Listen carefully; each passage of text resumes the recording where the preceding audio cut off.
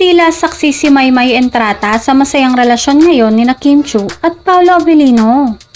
Sa latest na balita kung saan nasa USA ngayon ang aktor na si Paolo, kasama ang kapamilya actress na si Maymay Entrata para sa isang event para sa mga kababayan sa Florida, USA. Habang nasa stage si Maymay ay nadulas ito nang tawagin ang susunod na magpa-perform na walang iba kundi si Paolo. Say ni Maymay, "Thank you po at muli po kaming magbabalik mamaya pagkatapos ng nagpapasaya sa aking amiga." Hindi man diretsahan na binanggit kung sino ang amiga, ay alam na ng mga netizens ang tinutukoy nito ay si Kim dahil ito nga daw umano ang tawagan nila ng aktres. Hindi naman napigilan lalo na ng mga Kim Pao fans ang sumigaw at kiligin sa pambubuking ng aktres na si Maymay sa kaibigan na si Kim.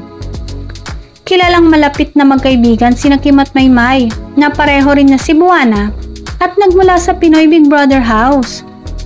Pero ang nakakatuwa naman ay sinabi ni Maymay na very happy right now si Kim.